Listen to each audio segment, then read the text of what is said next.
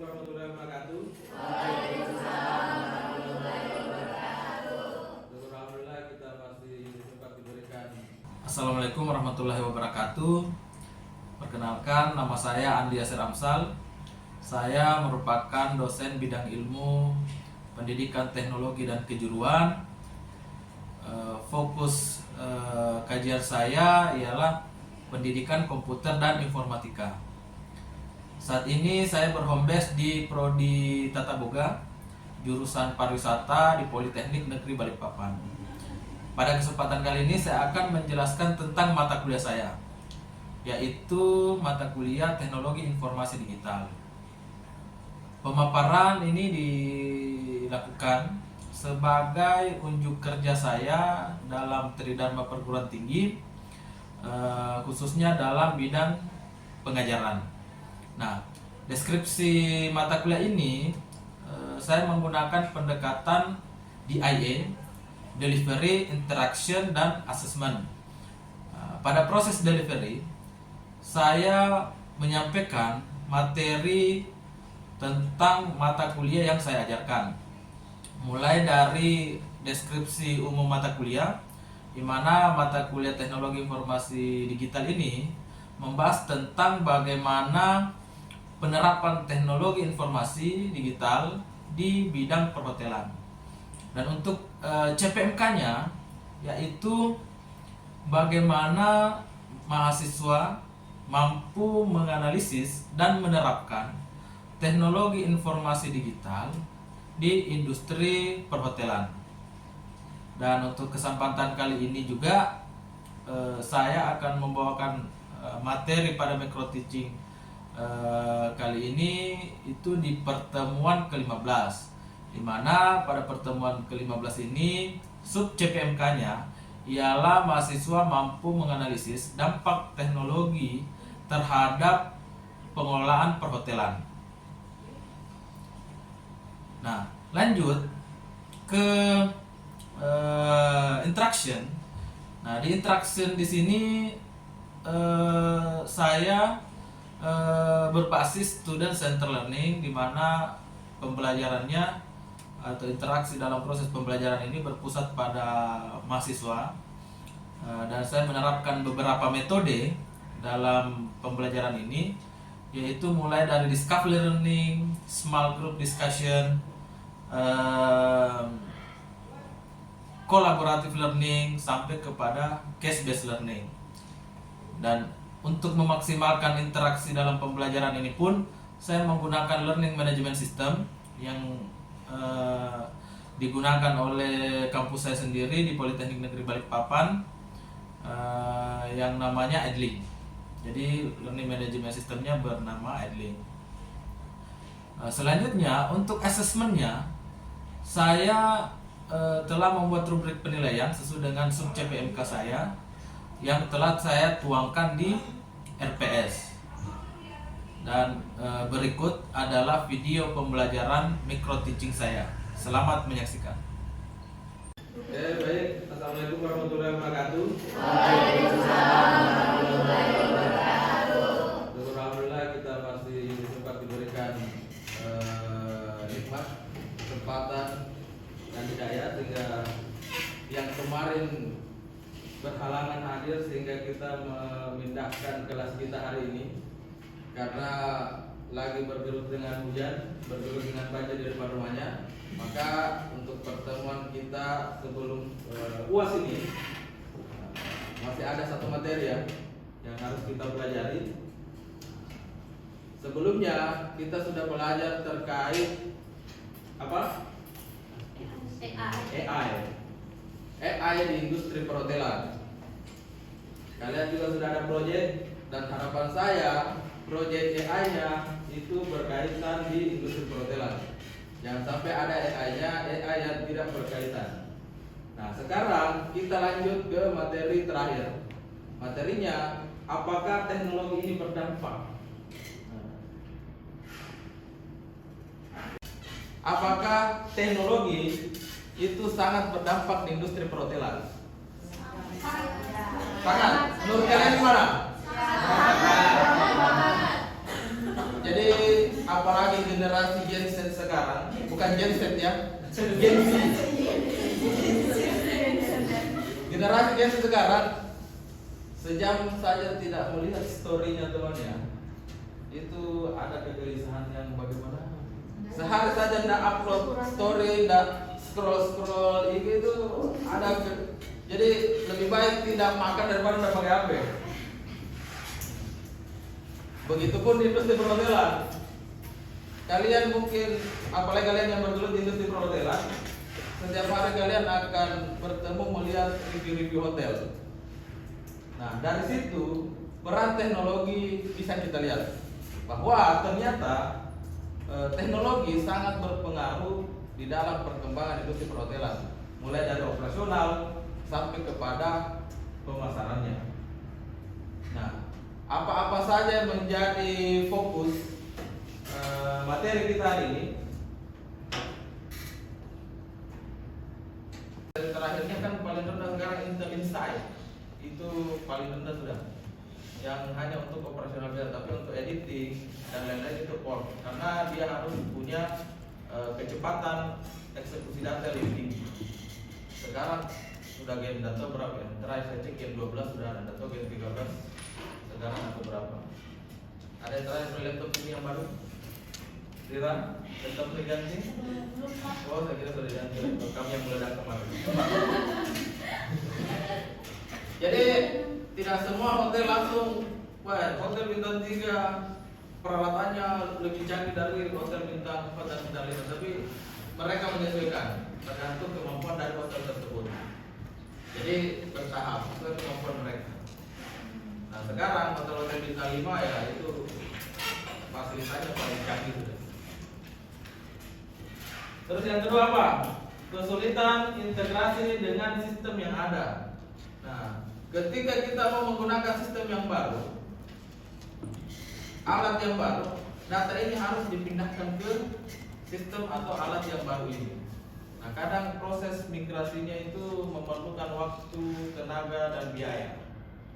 Jadi ada kesulitan. Kadang proses migrasi data itu ada yang error. Sama seperti di kampus kita, dari BLP ke Sevima ke Edlink, itu ada migrasi data. Itu akan ada error-error, kesulitan-kesulitan dalam migrasi data. Begitu juga begitu pun di hotel. Karena untuk update teknologi, update sistem terbaru itu migrasi data pasti ada. Terus apalagi? Kesenjangan teknologi. Kesenjangan teknologi itu satunya Core i3, satunya Core i7. Satunya Pentium 4, satunya Core i. Alat apa yang untuk buka pintu otomatis, satunya pakai kartu, satunya bukan hanya pakai kartu tapi pakai handphone sudah bisa. Jadi ada perbedaan teknologi yang diterapkan. Makanya salah satunya adalah biaya. Karena semakin canggih teknologinya, biayanya semakin maintenance juga semakin tinggi. Apalagi yang berbasis mobile kayak kalian katakan tadi, itu butuh maintenance karena bukan hanya di server lokal, aplikasi mobilenya juga harus maintenance, harus disinkron, migrasi data lagi. Terus yang terakhir, kekhawatiran akan keamanan data. Bayangkan ketika datanya si Angie yang sering staycation di hotel itu, dia tahu kebiasaannya, oh makannya ini, oh dia sering keluar jalan-jalan ke pantai, oh ternyata dia sering request nasi goreng, oh namanya, nicknya, pekerjaannya, oh ini. Tiba-tiba ada yang nelpon, maaf ini dengan keluarganya Angie, kebetulan Angie lagi kecelakaan. Ya, Angie dengan nick, ya asal ini nomor teleponnya ini, kuliahnya di sini, suka makan nasi goreng, baik. Telepon orang tuanya, betul anak saya tuh. Sekarang lagi di rumah sakit, harus dibayar biar rumah sakitnya tolong transfer 10 juta. Karena data yang ditampilkan benar, itu kadang orang tua dengan kondisi saking menyayangi anaknya, oh iya transfer cepat transfer. Akhirnya terjadi penipuan. Nah, bayangkan big data yang datanya ribuan, puluhan ribu tamu itu tersebar. Nah, ini penggunaan teknologi nih. Apakah Pak HP saya belum bisa menginstal aplikasi hotel ini? Hah? Sumber daya manusia sih Pak, yang kurang ikut berkembang juga. Oke, betul. Jadi selain software, selain hardware, brandware-nya juga, penggunaannya juga. Meskipun aplikasi hotel ini canggih, tapi yang punya handphone ini tidak tahu caranya login, tidak usah cara installnya. Nah ini banyak terjadi, apalagi di generasi yang tidak terbiasa dengan teknologi. Mungkin di generasi kalian teknologi itu mulai terbiasa, tapi di generasi sebelumnya, ketika kita sudah melewati BBM, melewati pet, melewati Twitter, melewati Instagram, KTP itu banyak dimiliki orang-orang mimbar. Itu salah satu sumber datanya adalah hotel.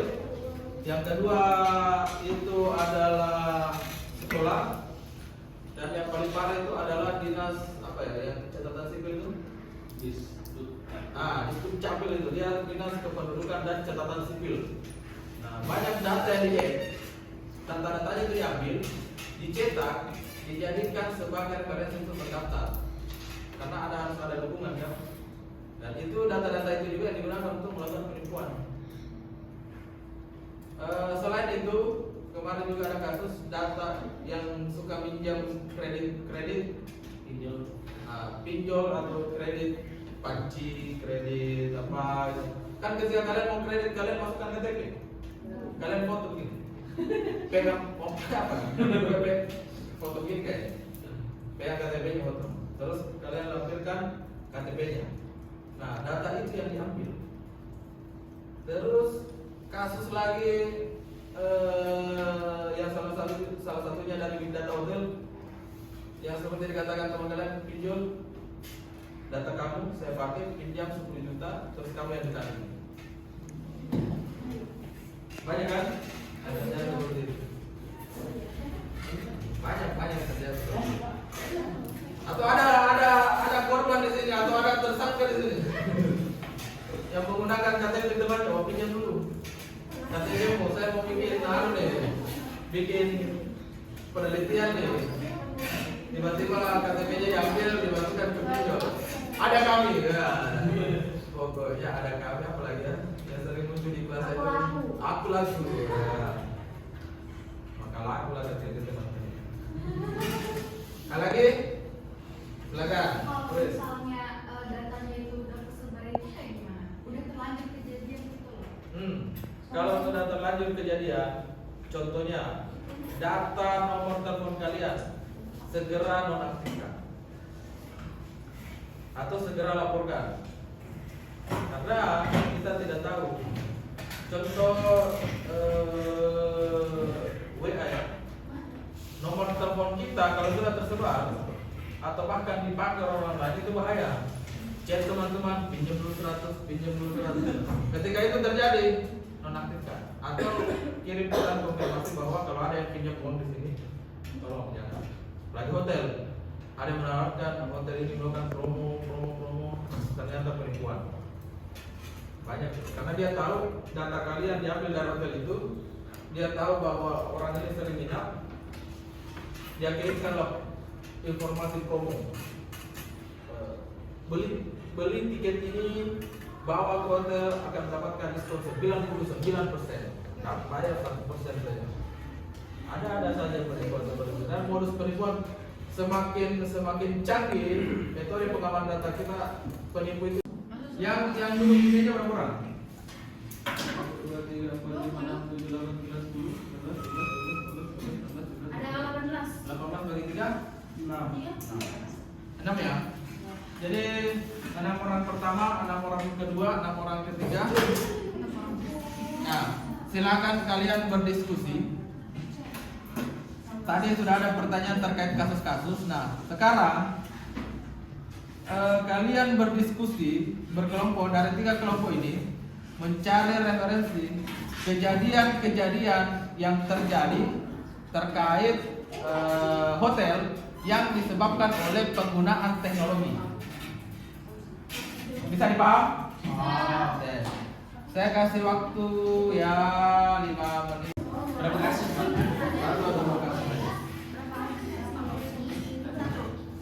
Ini apa Pak?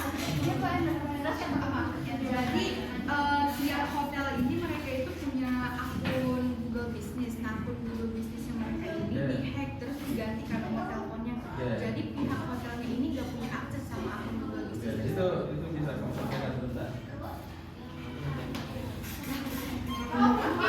Hah?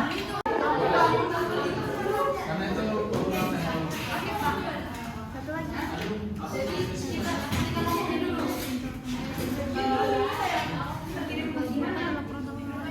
Oh ini nih sering nih. Oh yang di kamar hotel sering biasanya ada kamera-kamera. Kamera tersembunyi itu kan Iya. entah dari kacanya. Iya biasanya di TV biasanya.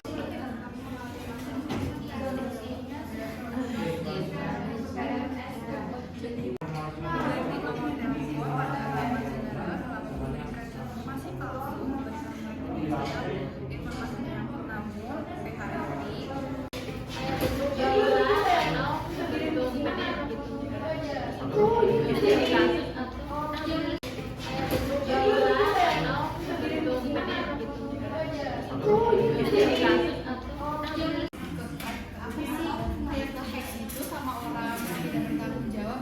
Jadi orang yang bertanggung jawab ini memegang penuh profil bisnis hotel tersebut. Mereka memegang profil bisnis Google Hotel itu. Jadi mereka belum menyalahgunakannya itu buat ngasih untuk konsumen yang sebelumnya pernah hotel dan pernah menginap di hotel tersebut. Makanya big datanya bocor. Iya, big datanya itu bocor. Dari Google-nya ya, bukan dari tapi karena dari Google sehingga karena soalnya mereka pakai bisnis bisnis itu yang kertas dari Google yang berarti nggak cuma satu hotel ini banyak di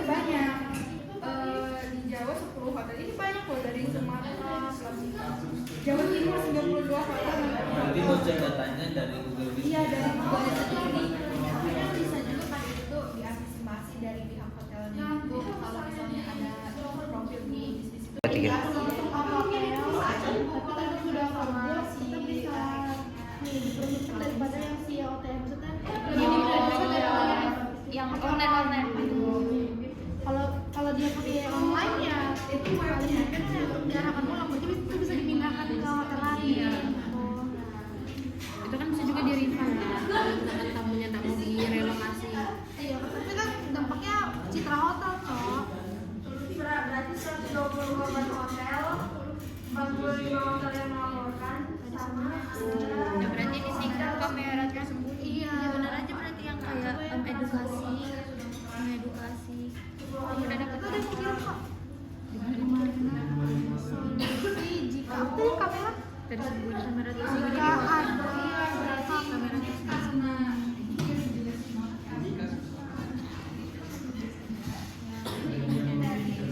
bagaimana solusi nah itu udah dapat tindak cepat dan profesional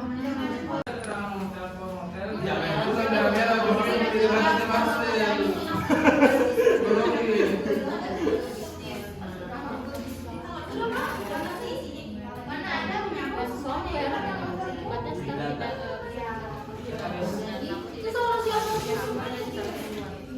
Oh jadi ini tuh kayak Saudara. misalnya kita masuk ke Saudara. dan kita itu usaha. Tahu betul. ini dari sahabatnya oleh software aku ini bisa tahu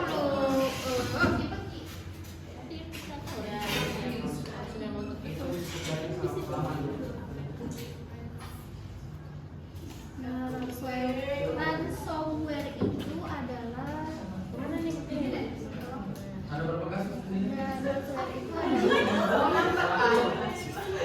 Satu lagi minimal kan maksimal. peratas untuk Apa itu kan 82 deh. Berapa sih sudah? dia ajak ini kami udah melima Hah? kita mau jaga Di tempat kalian aja kalian ceritakan. Itu sudah dapat satu, Pak. di Amerika Kasusnya Anda boleh sama ya. Iya. Oh itu tuh bagus tuh. Iya, satu. Jadi siapkan kasus cadangan. Ini utama. Cari yang cadangan lagi. Nah itu bagus nanti. Apa sih kamu belum baca?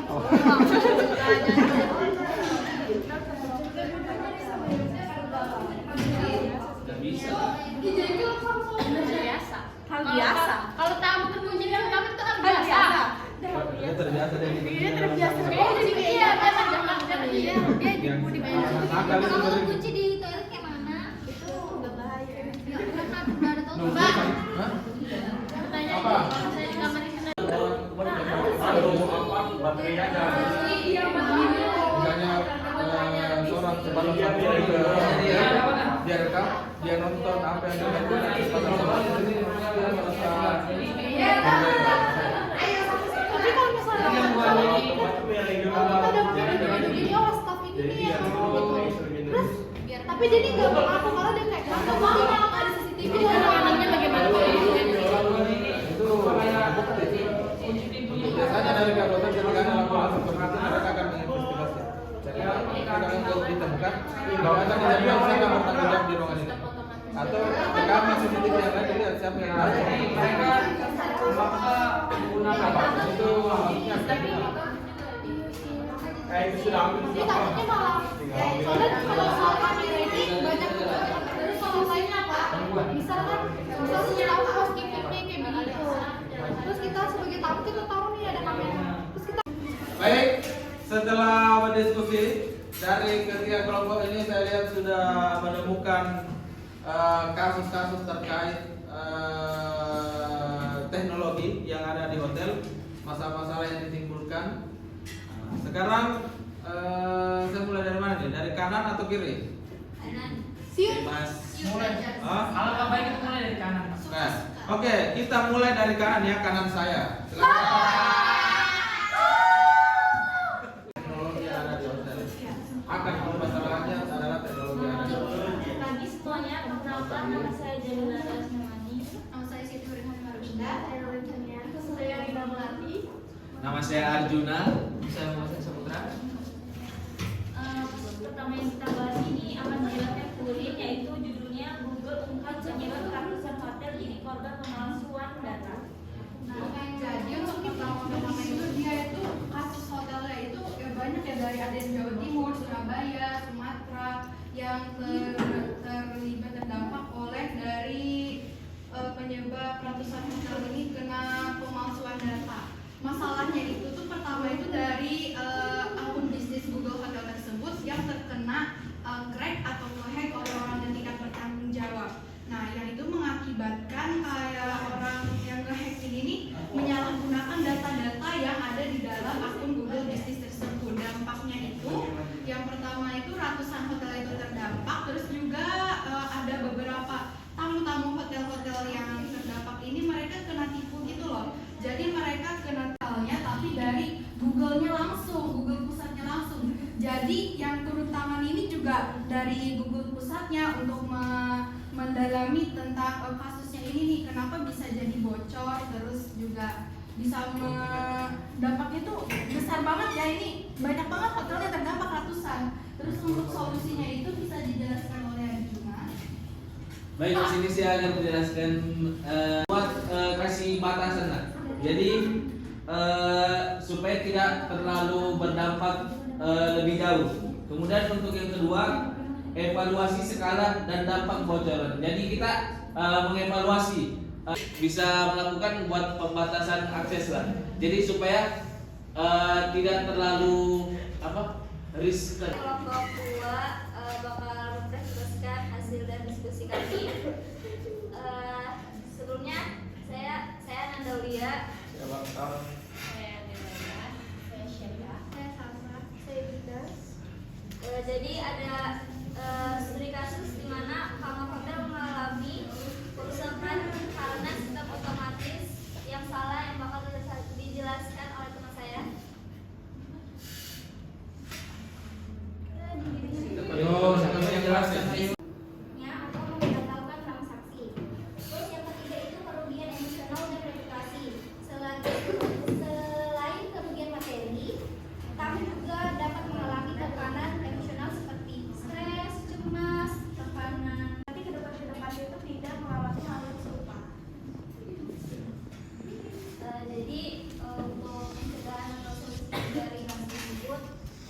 harus meningkatkan keamanan WiFi dengan menggunakan ekspresi Wi-Fi A3 atau lebih minimalkan. Terus busnya itu bisa dipindahkan ke hotel lain dengan fasilitas yang sama atau lebih baik. Dan selanjutnya ada kamera tersembunyi yang ada di kamar hotel. Jadi dari kasus nyatanya itu ada di Jakarta tahun 2021. Jadi ini kamera tersembunyinya itu sebenarnya ada banyak ya. Bisa di TV, bisa di jam dinding, bisa di pengaruh ruangan yang ada di toilet. Nah, jadi kasusnya ini kebetulan yang ada di pengaruh ruangan yang ada di toilet. Jadi pada saat itu tamunya ini menemukan kamera kecil yang ada di pengaruh toilet itu, dan sikap tamunya ini tuh dia tidak panik ya. Jadi dia langsung menghubungi pihak resepsionis untuk memberitahukan bahwa ada kamera tersembunyi yang ada di kamarnya, dan kemudian pihak hotel itu langsung bekerja sama dengan polisi dan menginvestigasi atau kayak dilakukan pemeriksaan tentang karyawan-karyawan yang sering keluar masuk ke dalam kamar hotel tersebut gitu. Terus itu kenapa si kamera tersembunyi itu kayak kenapa staf hotel ini melakukan penyimpanan kamera tersembunyi di kamar hotel. Itu ada beberapa pilihan ya. Jadi kayak si staffnya ini tuh mungkin dia punya Fetish. punya fetish seksual, dan itu bisa dia entah itu bisa dia nikmatin sendiri atau dijual. Nah, kalau dijual kan itu pasti merugikan para tamu dan merugikan pihak hotel kan pasti kalau sudah terjadi hal kayak gitu, tamu biasanya langsung upload ke sosial media dan reputasi hotel akan buruk gitu. Nah, dan yang saya dari rumah, saya masak. Jura, diam dulu, jangan mengganggu. Ulang. Berbagai macam kasus yang terjadi akibat penggunaan teknologi atau penyalahgunaan teknologi yang ada di hotel. Nah, sebagai kesimpulan, setelah kita melihat hasil diskusi ini serta materi teori tadi, bahwa teknologi itu bagaikan pedang yang memiliki dua sisi. Ketika digunakan dalam hal yang baik, maka dia akan memberikan manfaat yang luar biasa. Tapi ketika disalahgunakan, itu akan memberikan mudarat atau kerugian yang luar biasa, baik kepada hotel, tamu, maupun stafnya, maupun karyawannya. Jadi kita harus bijak dalam menggunakan teknologi, jangan sampai kita menjadi salah satu orang yang menyalahgunakan. Sampai di sini ada yang mau ditanyakan? Kalau tidak ada, pertemuan kita hari ini kita cukupkan dulu. Sampai ketemu pekan depan. Saya akhiri dengan ucapan wabillahi taufiq wal hidayah.